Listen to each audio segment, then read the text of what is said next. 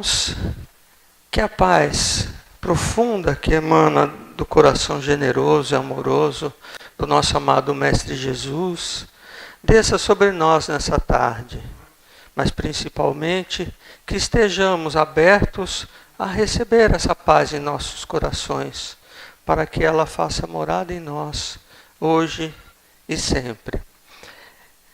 A senhora não devia apresentar assim, porque aí aumenta muito a responsabilidade, né?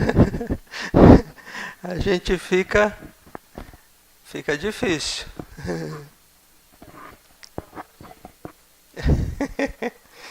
Mas aí aumenta a responsabilidade. A Regina me perguntou se eu tinha as suas qualificações. Falei para ela, não conheço. Não conhece muito bem, né? E por falar em conhecer, se eu chegasse aqui para vocês hoje e perguntasse, quem é você? Se alguém chegasse para mim e perguntasse, quem é você? Eu iria dizer, eu sou o Moacir. Não é mesmo? É o que a gente iria dizer. Se a pessoa insistisse, quem é você? Eu iria dizer, sou trabalhador do Consolador, né? Toda aquela apresentação que a minha mãe fez, né? Sou trabalhador do Consolador, né? Dou os cursos, coisas assim, né? Mas a pessoa poderia insistir, mas quem é você? E eu poderia dizer, bom, eu sou empresário, sou naturopata, poderia dar a minha formação. E a pessoa se insistisse novamente, quem é você? Eu ia pensar, bom, sou pai de família, né? Tenho 2 filhos maravilhosos, enfim, vai por aí afora. Não é isso que a gente faz? Não é isso que a gente faz? Na verdade, quando eu falo eu sou o Moacir, eu estou dizendo apenas, não o que eu sou, mas o nome que meus pais me deram quando eu vim para essa encarnação. Porque na outra encarnação, talvez eu fosse mulher, talvez tivesse o nome de Maria, e em outra poderia me chamar, sei lá, João. Então vejam, Moacir não é quem eu sou. É quem eu uso, o nome que eu uso agora, porque meus pais me deram. Se falar eu sou trabalhador do Consolador, né? Eu estou trabalhador do Consolador. Eu não sou. Vocês conseguem perceber? Falar eu sou naturopata, fiz engenharia, não sei o quê. Isso tudo é o que eu estou nessa encarnação. Porque na encarnação passada eu posso ter sido um mendigo, posso ter sido um carpinteiro. Ou seja, quando a gente se define, na verdade o que a gente faz é definir quem nós estamos nessa encarnação. E isso é tão verdade que a gente no trabalho mediúnico, os espíritos vêm e eles estão preocupados com as coisas como se eles estivessem ainda naquilo, da última encarnação. Então, se o espírito tinha lá um objeto que era de muito valor para ele, ele está preocupado com aquele objeto, que já foi, que foi em outra encarnação. Se você perguntar o nome dele, né, se a gente perguntasse, ele iria dizer o nome que ele tinha na última encarnação. Porque isso para ele é quem ele é. Vocês conseguem perceber? Para a gente, o que a gente é aquilo que a gente está na última encarnação. No nosso caso aqui, encarnados, né, não estou falando aos desencarnados. No nosso caso aqui, encarnados, nós estamos hoje Moacir. Mas quem nós somos? Quem eu sou? Quem eu sou? Vocês já pararam para se perguntar quem realmente eu sou? Porque se a gente perceber, como a gente se define como o que a gente está no momento, a gente acaba vivenciando aquilo como se nós fôssemos realmente aquilo. Quando, na verdade, nós não somos o Moacir, o naturopata, o empresário. Nós estamos. E como a gente se define, né? A gente tem a ideia de que a gente é o que, na verdade, a gente está, o que acontece com a gente?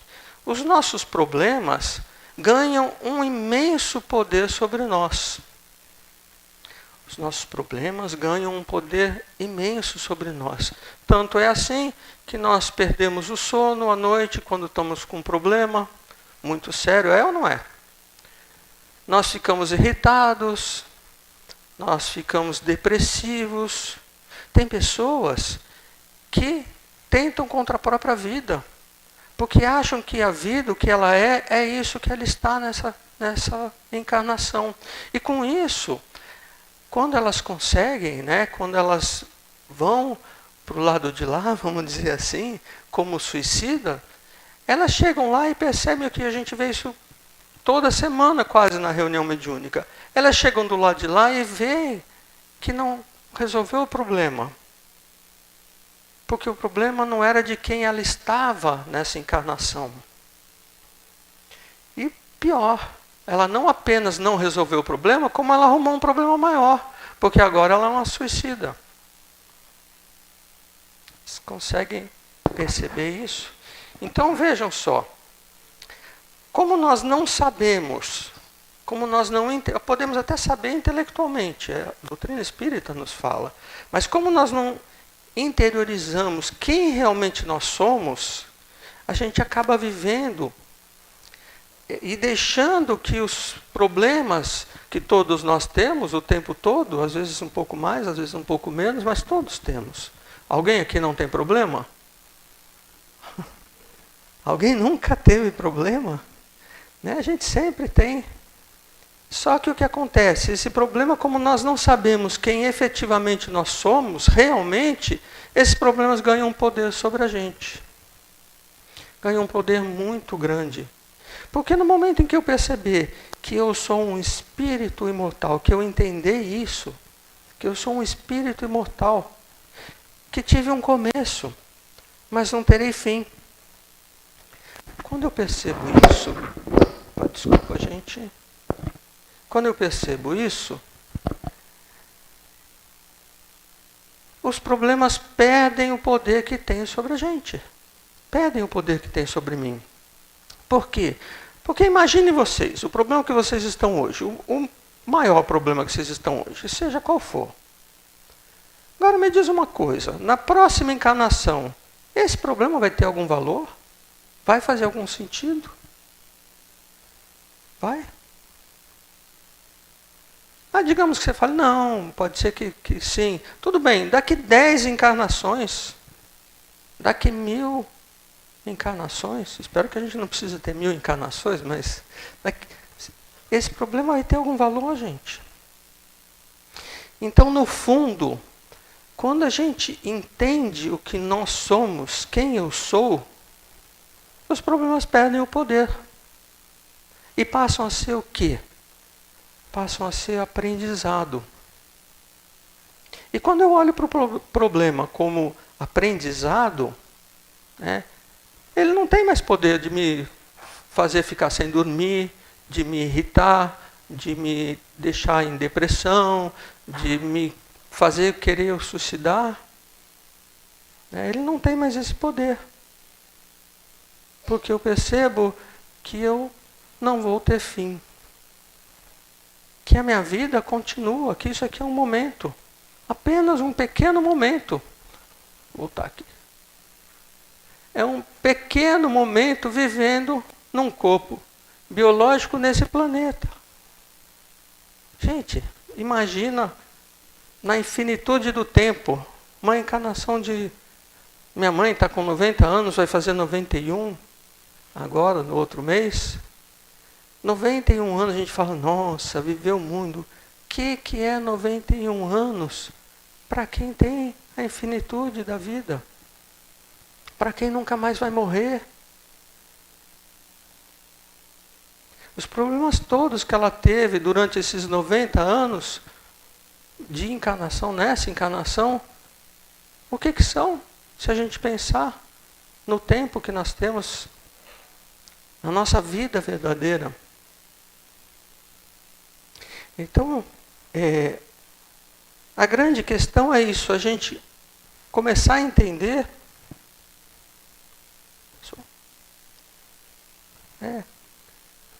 quem nós somos, quem eu realmente sou.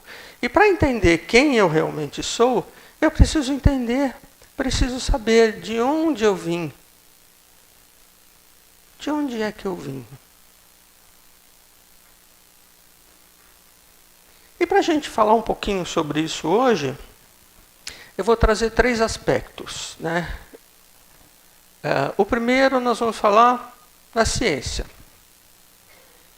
O que a ciência diz quem nós somos?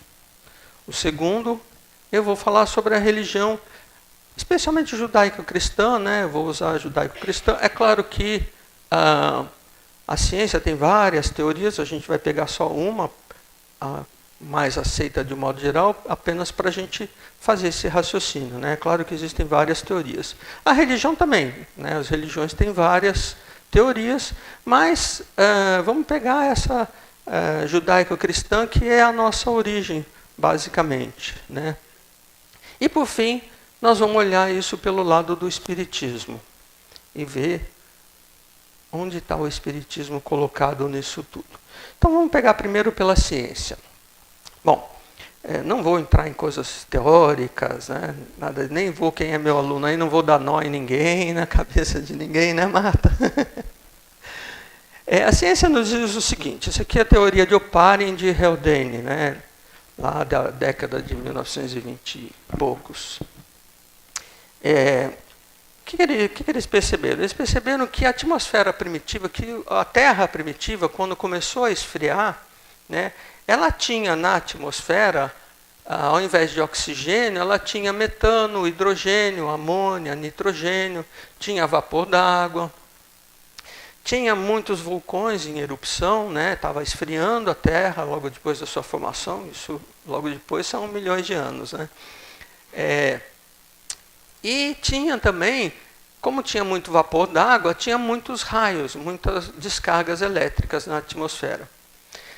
Isso eles perceberam que, com essas descargas elétricas, todo esse processo, a temperatura e tudo mais, isso fazia com que esses elementos se juntassem e formassem moléculas orgânicas simples. Só lembrando que as moléculas orgânicas são o que proporciona a vida biológica, né? A partir daí, isso ia para os mares, né? Formando o que eles chamaram de um caldo primordial, né? Ou a sopa primordial. E ali se combinavam e formavam moléculas orgânicas mais complexas.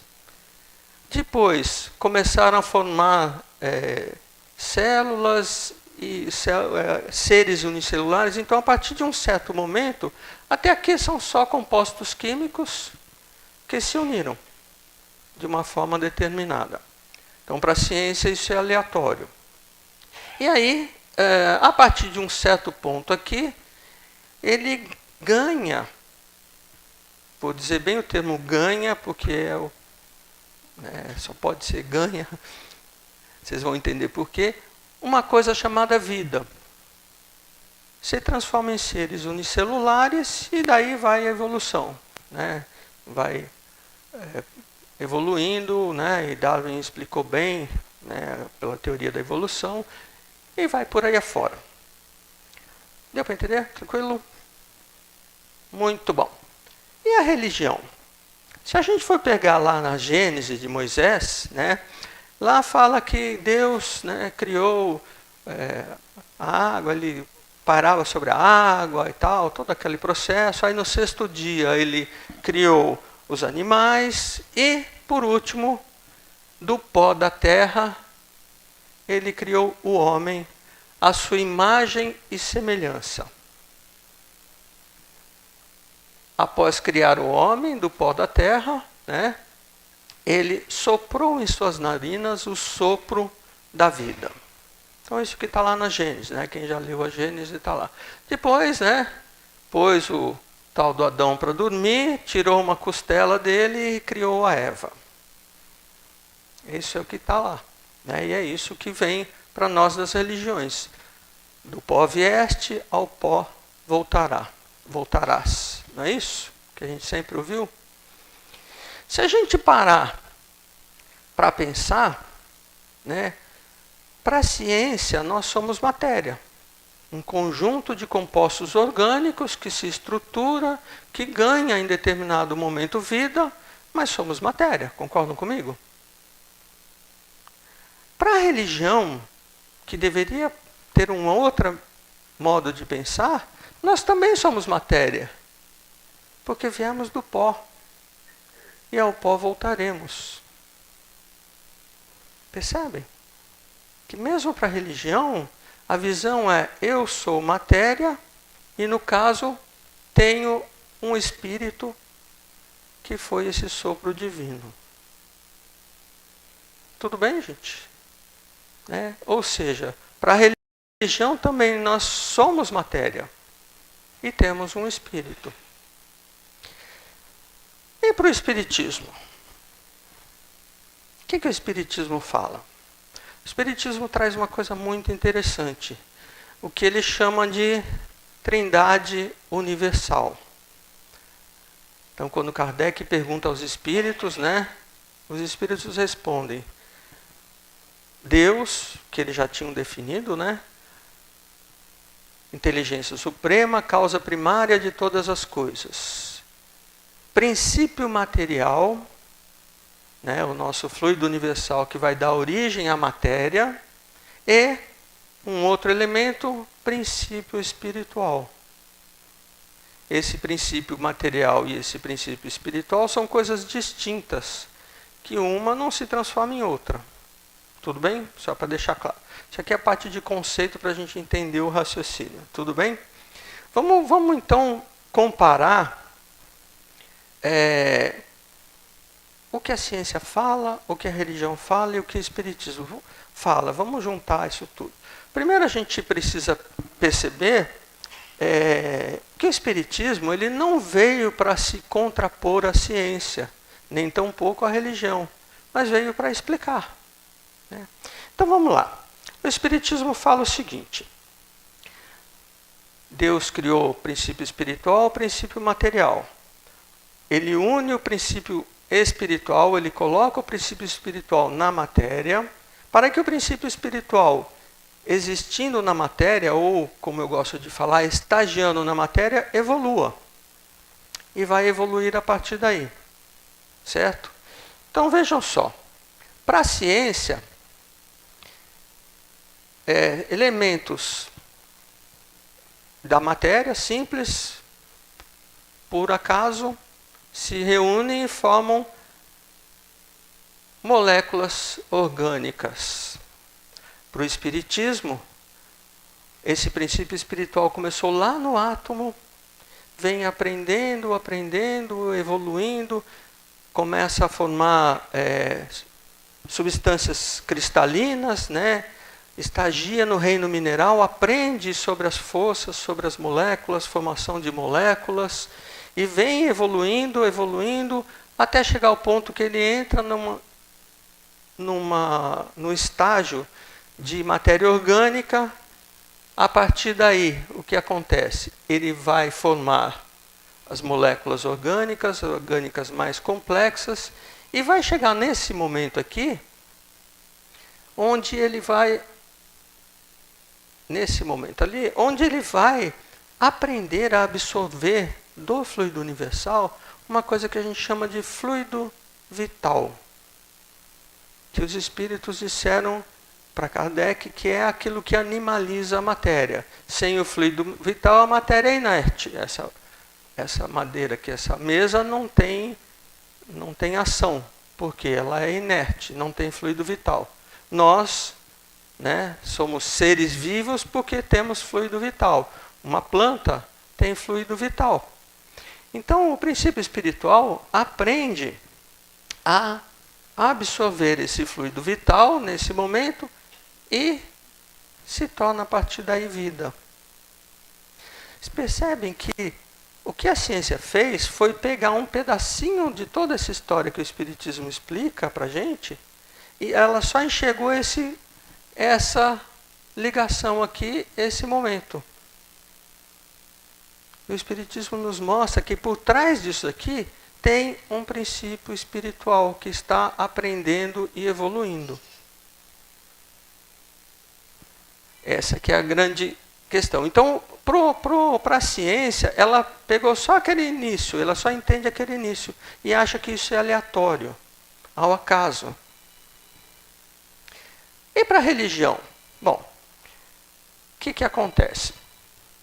O princípio espiritual, então, vem evoluindo, passa pelo reino vegetal, né, aprende as coisas que precisa no reino vegetal, por exemplo, circulação, né, a circulação da seiva, que depois vai servir como molde para que ele crie a circulação nos animais, né, sanguínea, linfa e tudo mais. Enfim, vai aprendendo, vai evoluindo, entra no reino animal, depois que aprendeu tudo o que tinha que aprender no reino vegetal, isso é o que o Espiritismo nos fala, entra no reino animal, vai evoluindo até chegar nos animais mais evoluídos. Nesse momento, ele começa a formar o que o Espiritismo chama de corpo mental, que seria algo que vai lhe permitir, a partir daí, começar a ter pensamentos.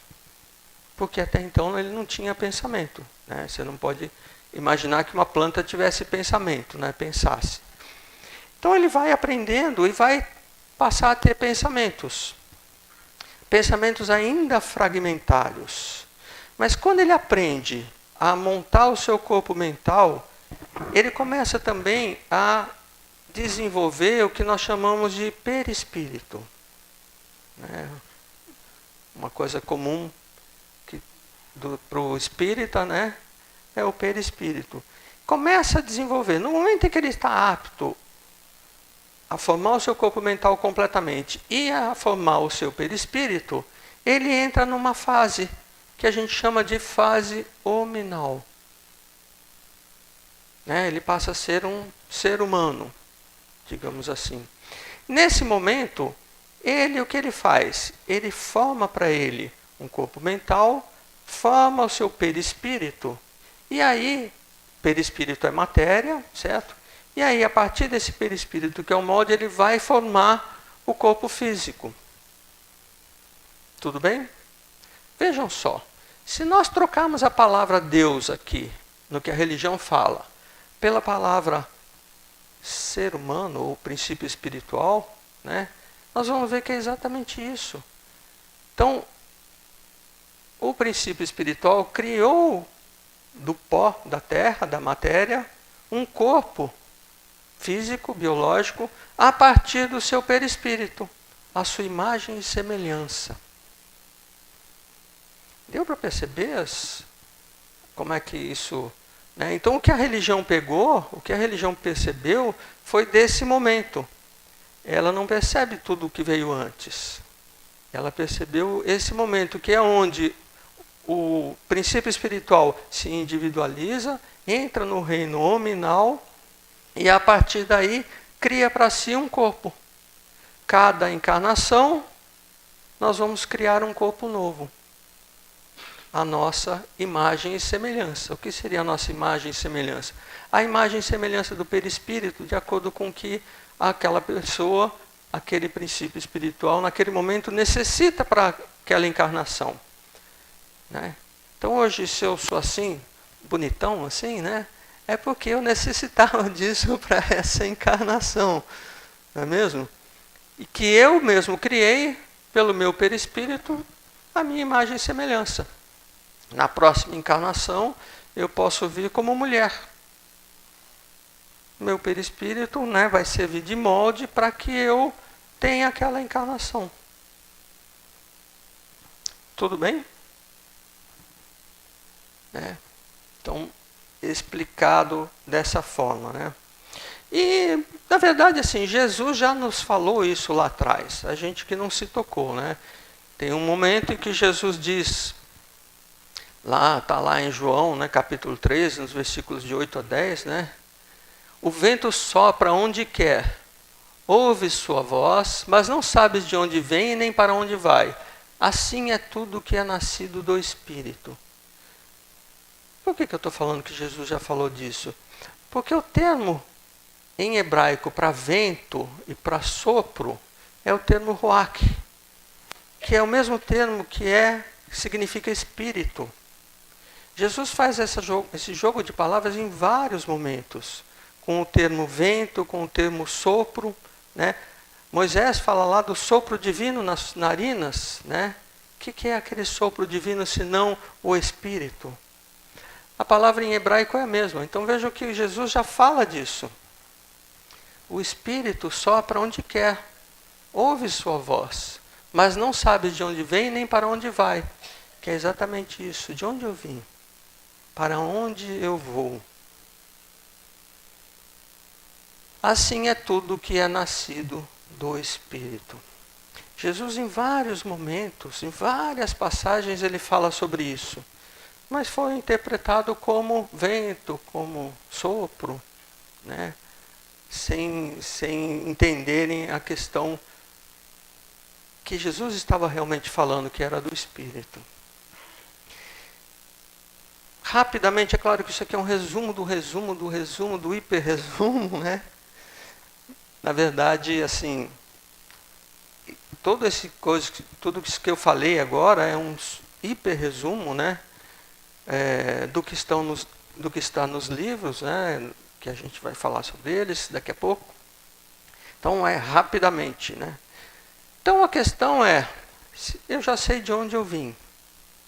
Para onde que eu vou? Para onde eu vou? Essa é a grande questão. Comecei lá no átomo, vim evoluindo como espírito. Né? É claro que a matéria evolui um pouco, mas não tem inteligência para evoluir como a gente, como nós espíritos. Para onde eu vou? Na verdade, né, nós vamos retornar ao Pai. Chegaremos a arcanjo, todos nós. O maior bandido que a gente conhece aqui, um dia será um arcanjo também. Todos nós retornaremos ao Pai, merecendo finalmente o presente da imortalidade do arcanjo. Então, com nosso esforço próprio, com a nossa evolução, com as nossas escolhas, né, nós vamos evoluindo, até chegar um dia a arcanjo. E aí, nesse dia, nós mereceremos, de fato, o maior presente que Deus nos deu após nos criar: a imortalidade. A imortalidade. Então, eu comecei lá no átomo, como princípio espiritual. Naquele momento, eu tinha zero conhecimento. Não tinha conhecimento nenhum.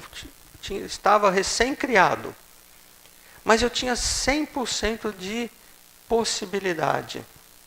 De possibilidade de vir a ser. E os Espíritos nos falam, né? Deus nos fez simples e ignorantes.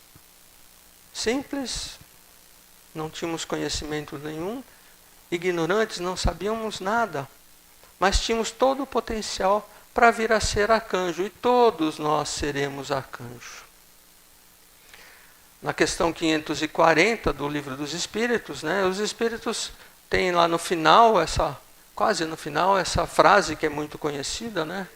É assim que tudo serve, que tudo se encadeia na natureza, desde o átomo primitivo até o arcanjo, que também começou pelo átomo. Ou seja, o que é hoje arcanjo, Cristo, né, o nosso Jesus, amado Jesus, começou também lá pelo átomo.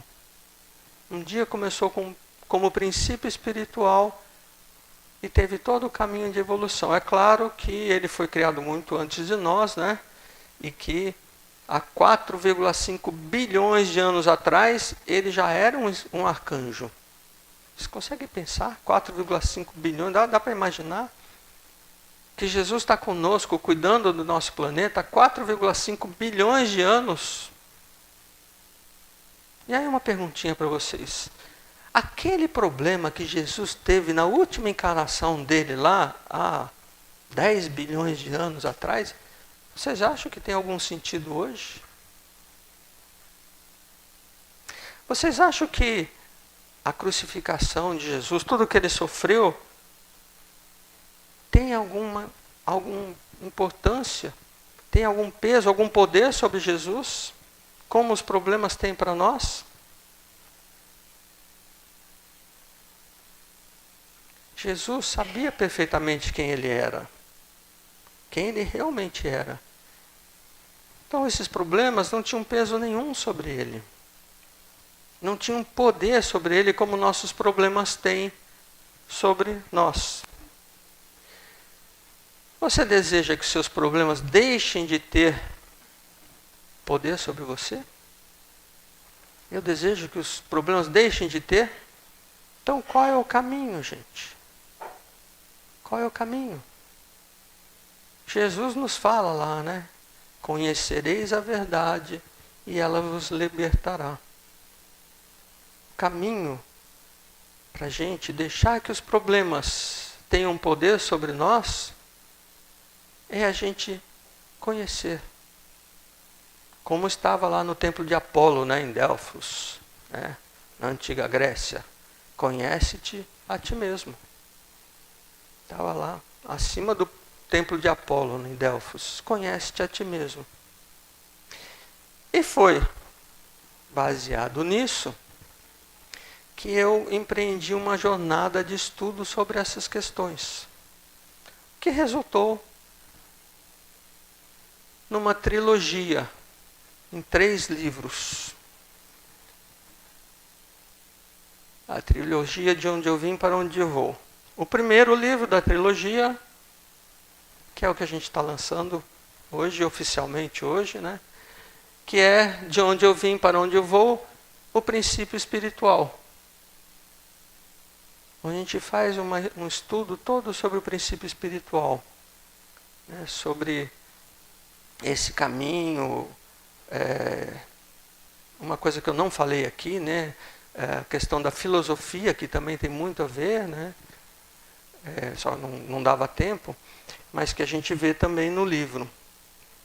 Então esse é o livro que a gente está lançando hoje. Né? Opa, voltei. De onde vim, para onde vou, o princípio espiritual. Esse é o primeiro da trilogia. O segundo, de onde vim para onde vou, o princípio material, onde a gente vai estudar a questão do princípio material, dessa evolução, como é que dá a relação e tudo mais. Né? Esse vai sair agora no segundo, a publicação, né? Ele já está pronto, no segundo semestre, provavelmente, que é esse aqui, de onde vim, para onde vou, o princípio material. Esse então é o segundo livro da trilogia, e depois a gente tem o último, que é Quem Sou, onde a gente avalia tudo isso, toda essa evolução, toda essa brincadeira cósmica, e para a gente entender quem realmente a gente é, quem efetivamente nós somos. Falando um pouquinho sobre o livro, a gente tem o livro impresso, já está disponível na Amazon. O livro digital já tem pronto também, mas tivemos um problema com a Amazon, então por enquanto não está disponível, mas também vai ter ele digital. Então, se você deseja saber quem efetivamente nós somos, eu convido vocês a conhecerem os livros. É a minha jornada em busca de entender isso. E eu espero que aqueles que se interessarem, que gostarem, que ajude também a todos a entender quem efetivamente nós somos. Porque a hora que a gente entender, que a gente interiorizar isso, né, as coisas ficam bem, a vida fica mais simples, as coisas ficam mais tranquilas. E os problemas deixam de ter o poder sobre nós como eles têm hoje.